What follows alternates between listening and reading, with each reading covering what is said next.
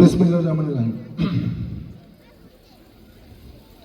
আল জামাতুন ইসলামিয়া খাদিতুন কুরআন উদ্যোগে আজকে এই তাফসীরুল কুরআন মাহফিলে সম্মানিত সভাপতি, উপস্থিত আমন্ত্রিত অতিথিবর্গ, রাজনৈতিক দলের নেতৃবর্গ, এলাকার মুরব্বিয়ান, মুসল্লি ভাইরা, বাড়িতে বসে যারা আমার এই বক্তব্য শুনছেন, আসসালামু আলাইকুম।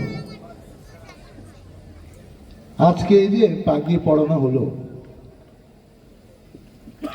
এই কনসেপ্ট কিন্তু অনেক আগে, হাজার হাজার বছর আগে শুরু হয়েছিল। আপনারা জানেন না, ইউরোপে, স্পেন সহ আরো অনেক দেশে মুসলমানদের অস্তিত্ব ছিল। সেই খ্রিস্টানরা যাতে মুসলমানরা তাদের ধর্মকর্ম ঠিকভাবে করতে না পারে, যেমন স্বাধীনতা যুদ্ধের শেষ মুহূর্তে 14ই ডিসেম্বরে অনেক বুদ্ধিজীবীকে বাংলাদেশে হত্যা করা হয়েছে। তারা জানতো দেশটা স্বাধীন হয়ে যাচ্ছে। এই বুদ্ধিজীবীদের যদি হত্যা করা হয়, তাহলে দেশটাকে একটু ঘুরে দাঁড়াতে, আবার প্রতিষ্ঠিত হতে, আবার ভালোভাবে নেতৃত্ব দিতে আরও অনেক বছর সময় লাগবে। এবং তাদের পরিকল্পনা সঠিক ছিল, এবং দেশটাকে তারা অনেক বছর পিছিয়ে দিয়ে গেছে। কোনো একটা দেশকে শিক্ষাগতভাবে ধ্বংস করতে হলে যেরকম ইউনিভার্সিটি, স্কুল, কলেজগুলোকে উল্টাপাল্টা পড়িয়ে সেই জাতিকে ধ্বংস করা হয়, সেরকম মুসলমানরা যখন মুসলিম মাদ্রাসায় গিয়ে জামাতে নামাজ পড়তে না পারে, এবং তাদের যাতে মসজিদে ঢুকতে না দেওয়া হয়, তাদের কোরআন শরীফগুলোর জন্য পুড়ে দেওয়া হয়, এরকম হাজার হাজার লক্ষ লক্ষ পিস কোরআন শরীফ বিভিন্ন মসজিদ থেকে, মাদ্রাসা থেকে পুড়ে দেওয়া হয়েছে। সেই কারণে যে তুমি পুড়ে দিলে মনে করলা যে আমাদের এই বিদ্যা কেউ জানে না, তোমাদের উপর ভরসা করা দরকার নাই। আজকে সারা পৃথিবীতে লক্ষ লক্ষ কোটি কোটি মানুষ কোরআন হাফেজ, যে তোদের এইসব চক্রান্ত কাজ হবে না। তোরা অনেক আগে এটা শুরু করছিলি দেখে আমরা বুঝতে পারছিলাম, তখন থেকে আমরা প্রস্তুত। আজকে সারা প্রত্যেক ইসলামিক দেশে, মুসলিম দেশে আজকে কিন্তু কোরআন হাফিজ হচ্ছে। ওই যে খ্রিস্টানরা আমাদের শিখিয়ে দিছিল যে আমরা কিন্তু কোরআন শরীফ লাগলে আবহাওয়া পুড়ে ফেলবো, এখন তারা পুরায় না, কারণ এখন মুসলমানও শত শত কোটি মুসলমান সারা পৃথিবীতে আছে। আমাদের মুসলমানের একটা অস্তিত্ব, মুসলমানদের একটা জাতি হিসেবে পৃথিবী স্বীকৃতি পেয়েছে, এখন এটা প্রয়োজন হয় না। সেজন্য আজকে লক্ষ লক্ষ কোটি কোটি হাফেজ বাংলাদেশ সহ পৃথিবী অনেক মুসলিম দেশে আজকে আত্মপ্রকাশ করেছে ওই চাঁদের চক্রান্তের কারণে। আপনারা আরও কাহিনী জানেন কিনা যে নামাজে কিন্তু প্রথম 2 রাকাত এই সূরা ফাতিহার সাথে আরেকটা সূরা মিলিয়ে পড়তে হয়। যে ইমামতি করে কিংবা যে ব্যক্তিগতভাবে পড়বে তাকেও কিন্তু জোরে জোরে উচ্চারণ করে পড়তে হবে। সেই ইসলাম যখন মাত্র নবীজির নেতৃত্বে মাত্র ঠিক মতো প্রতিষ্ঠিত হচ্ছে, তখন কুরাইশি বংশ এবং আরও যারা দুষ্ট গোষ্ঠীরা, জালিম গোষ্ঠীরা মুসলমানকে যাতে প্রতিষ্ঠিত হতে দিচ্ছে না, মক্কা মদিনায় আক্রমণ করছে মুসলমান জাতির উপর। তারা যারা হেরাম শরীফে, মসজিদে নববীতে যেতে না পারে, রাস্তায় বাধা দিত, মসজিদে গিয়ে বাধা দিত, নানা রকম কাহিনী করত। অনেকে বাড়ির থেকে যেন বেরোতে না পারে, নামাজ পড়তে না পারে। এবং তারা কি করতো, ওই সকালবেলা নাস্তা খায় এসে পাহারা দিত কোন মুসলমান নামাজ পড়ে। এবং সেজন্য নবীজি নিয়ম করেছে যে ঠিক আছে, জোহরের নামাজ, আসরের নামাজ তোমরা আস্তে আস্তে পড়বা। ওইটা যেন ওরা যারা আমাদের প্রতিপক্ষ শত্রু, তারা যেন টের না পায় যে তুমি জামাতে পড়ো, একা একা পড়ো। সেজন্য এই বিশেষ উদ্দেশ্যে কিন্তু এটা হয়েছে, এমনি এমনি হয় না। মুসলমান একটা বিজ্ঞান এবং আপনার ইসলাম একটা বিজ্ঞান। এখানে যা করা হয়েছে, অনেক হুজুর অনেক কিছু জানে। এবং ওয়াজ মাহফিলগুলা এই কারণে, কারণ তারা যখন একা একা পড়ে, তারা তো সন্ধ্যার সময় জায়গা, তারপরে তো আপনি মাগিয়ে নামাজ পড়েন, তখন তো তারা এত সময় নেই। তারা তো আইসে 11টা 12টার সময় মুসলমানের পাহারা দেওয়ার সময়, তারা 4টা 5টা পর্যন্ত করে তা বোঝাইতো না। কিন্তু এর মধ্যে কিন্তু মুসলমানদের নামাজ মিস করে নাই, নামাজ কিন্তু পড়ছে। এখানে যারা ওয়াজ করেন তারা অনেক বছর ধরে অনেক বইপত্র পড়ে এমন কিছু বলেন যে আমরা অনেকে অনেক কিছু জানি না। এই যে মুসলমানদের 5টি স্তম্ভ, যে কলেমা, নামাজ, হজ, যাকাত, এইসব পালন করতে গিয়েও আমাদের অনেক ভুল মানতে হয়। আমরা কিন্তু এগুলো শুনতে আসি, এবং তারা 30 মিনিট, 40 মিনিট, 1 ঘন্টা যাই বলে, আমরা কিন্তু আমাদের নিজেদের ভুল বুঝতে পারি, এবং আমরা নিয়ত করে যাই যে বাড়িতে গিয়ে আগামীকাল থেকে যেন আমরা ভালো হয়ে যাই, ভালোভাবে নামাজটা পড়ি। কারণ নামাজ বেহেশতের চাবিকাঠি। আপনি যত ভালো কাজই করেন, যাই করেন, আপনি যদি নামাজ না পড়েন, তাহলে কিন্তু আল্লাহ আপনাকে বেহেশতের দরজা কিন্তু খোলা হবে না। এবং নিয়ম আছে যে আপনার সামনে জামাত হচ্ছে, আপনি বসে আছেন, এটা কোনোভাবে মানা হবে না। এবং জামাতে নামাজ পড়ার কিন্তু নিয়ম আছে, আমরা জামাতে পড়ি না, এবং জামাতে নামাজ পড়ে সেই জন্য নিয়মও করে দিছে যে 25 গুণ, মতান্তরে 27 গুণ আপনি সওয়াবও পাবেন।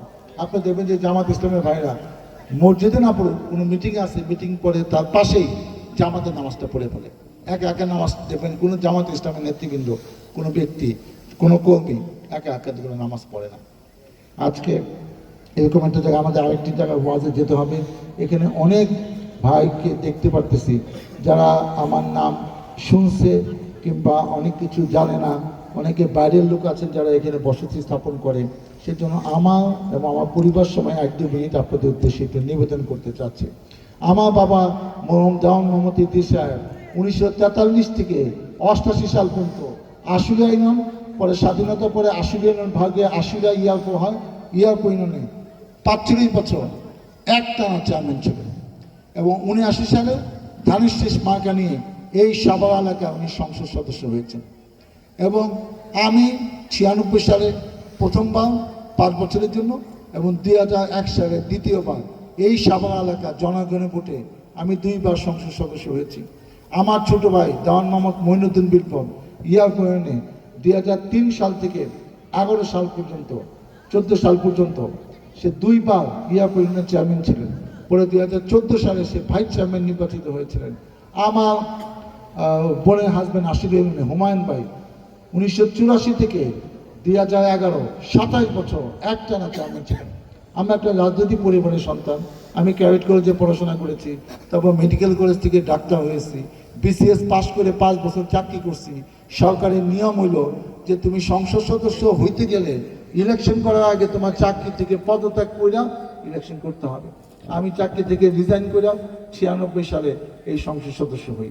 তারপর 8 সালে নির্বাচন করছি, 14 সালে বিএনপি যায় নাই। তারপর 18 সালে ইলেকশন করছি, 24 সালে যায় নাই। এবং আমার মাত্র 3 বার জেল খাটছি। আমার মাত্র কিছু মামলা আছে, 53টা মামলা আছে। সরকার কইছে মামলা বলে এগুলো শেষ করবো, আল্লাহ জানে কবে শেষ হবে। আমি আল্লাহর কাছে দোয়া দিই জীবন দশের মামলাগুলো যেন মামলা নিয়ে আমি কবরে যেতে চাই না, কবে শেষ হবে সেটা জানি না। কারণ এই অবস্থায় আজকে আপনারা তো এখানে করতে পারছেন, আওয়ামী লীগের সময় অনেক ওয়াজ অনেক জায়গায় হয় নাই। আজকে মিজানুর রহমান আজারি আজকে 20 সালে তাকে মানে জোর করে মালয়েশিয়া পাঠিয়ে দিচ্ছে যে আপনার ওয়াজ দরকার নেই বাংলাদেশে।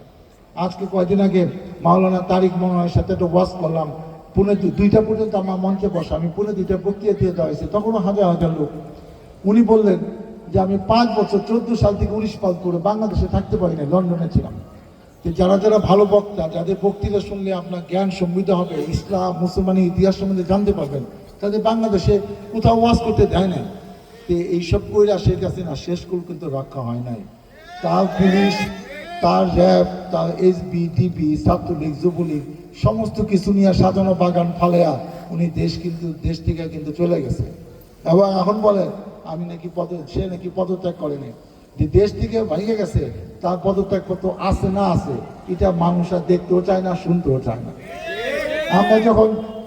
আমরা যখন আন্দোলন সংগ্রাম করে অনেক কিছু পারতাম না, পালায়া থাকতাম, পুলিশ আমাদের বাসায় বাসায় ঘুরতেছে, পুলিশ সামনে পেলে গুলি করে দিবে, তখন পালায়া থেকে নামাজ পড়তে পড়তে আল্লাহর কাছে জিয়ারতিলা কান্নাকাটি করতাম।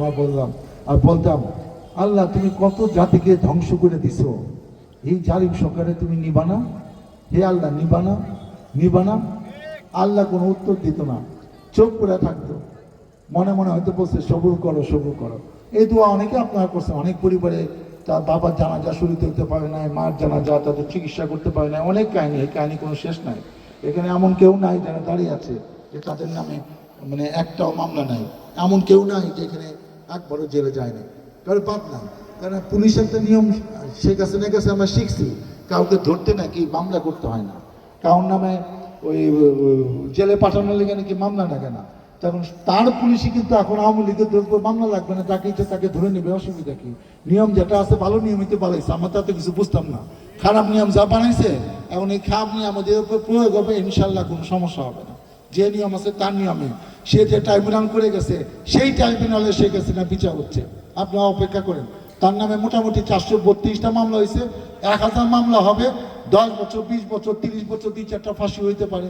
আপনি ভাববেন না যে 2000 ছাত্রকে মাইরা 15,000 ছাত্র পঙ্গু হয়েছে, এইটা বিচার বাংলা মাটিতে হবে না, হবে অপেক্ষা করেন।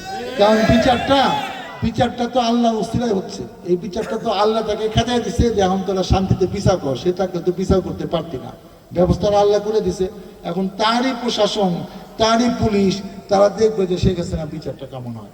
এটা এই শিক্ষা যে যে বাড়াবাড়ি করবে, আজকে যদি এই লোকগুলা ভোটে নির্বাচিত হইতো মেম্বার, চেয়ারম্যান, এমপি, তাহলে কিন্তু যা ইচ্ছা তাই করতে পারতো। কেন আমরা তো গায়ে চলে হয়েছি, মনে করছে জনগণ তো দরকার নাই, জনগণ খালি ভয়ে তটস্থ থাকবো, 5 বছর পরে জনগণ ভোট দিতে পারে না।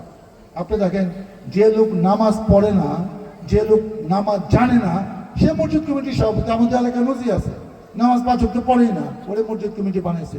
যে 2 কলম লিখতে পারে না, তার স্কুল কলেজের সভাপতি বানাইছে, মাদ্রাসার সভাপতি বানাইছে।